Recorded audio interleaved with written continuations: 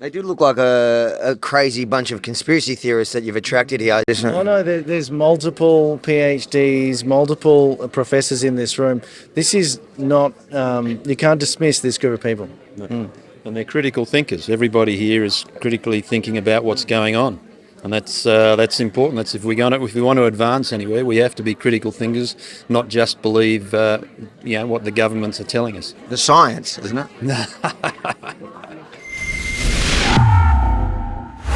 Avi Mini for Rebel News in Melbourne, Australia, where a newly formed medical union is running a conference to, what they say, reclaim the industry. Because we felt during the pandemic so many doctors were silenced and a lot of doctors didn't agree with what was done in the pandemic response, and we felt we've lost our profession because of all the censorship and the suppression.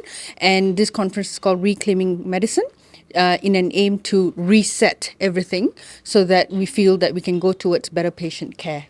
So essentially this is the great reset. The reset that we need The to reset have. of the great reset. I got it. Anyone can view this conference. If they go to our website, that's amps.redunion.com.au, and there will be made available the complete coverage of today's conference. The Australian Medical Professional Society, so we're a non-political industrial association for doctors. We're newly formed. We formed last year. How long have you been a doctor? 34 years. So you're pretty new to the industry. Yeah, very new. And you've never experienced anything like what we've seen in the last 2 years? I've never experienced anything like what's happened in the last 2.5 years. But they'll argue this is a once-in-a-century, event, so things should go back to normal after that. You don't buy it? I certainly don't buy it. I think this is more about control and control of the whole population, using medicine as a tool to start that control. Why did you start it? Well, because doctors, whether they, for example, regarding masks, regarding vaccines, regarding lockdowns, regarding any issue in the COVID era, if they've evaluated their evidence and if they're acting and advising their patients in good faith, then that is a matter between doctor and patient. That's the substance of free speech, and that's also the substance of the scientific dialectic. And so doctors of all stripes and of all persuasions need to be able to have their voice unencumbered by regulators injecting politicisation of science and politicisation of medicine into the discourse. So that's why we need alternate unions and industrial societies, because let's face it, the standard unions are they're fronts for the interests of certain political parties and also certain other interest groups and lobby groups besides. So we want it to be truly interest of membership based. We've got hundreds of members. We need thousands. We believe there are thousands out there, thousands of doctors who are asking critical questions. And to be honest, that's only going to increase because more and more data is coming out. I have one big question, because I got into a lot of arguments online, especially on Twitter. I was always told, you're not a doctor, so how dare you have an opinion? Do you get told the same thing? No, we just get fired. So, yeah. To let doctors be doctors and keep the politicians out of medicine and let us treat our patients to the best of our ability. What I saw was happening through this last 2.5 years is the destruction of basically medical ethics, and that was the starting point of any doctor-patient relationship is medical ethics and bodily autonomy.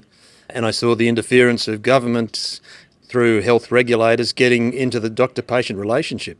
So it was like having a third party in all the conversations. The purpose of this conference is to give a platform to Australian and international experts. We've had fascinating sessions already, well attended. The first session was Dr. Naomi Wolf talking about what they are finding in hundreds of thousands of documents from Pfizer which were suppressed. I mean, is that interesting to doctors? It should be. There's incredible things that are coming out. I don't think it can be stopped. I think the trend will be more and more information. So I expect the ranks of doctors thinking critically to swell, and AMPS will be there. Why did you decide to join this? Why are you part of it? Why am I part of it? Because I'm passionate about patient care and the best outcomes for people in our community. And with a passionate group of people that are dedicated to that cause, and it means so much to my heart that we fight for evidence-based best practice for the best outcomes for our community.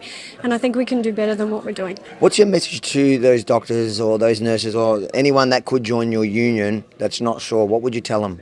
Join us. We're stronger together, and let's take back medicine. Let's reclaim it.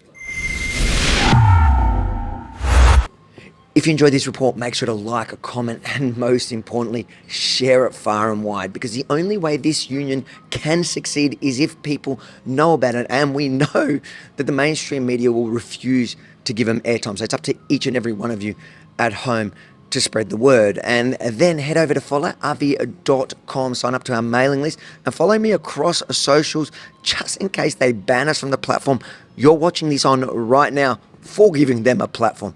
Follavi.com. Follow us now.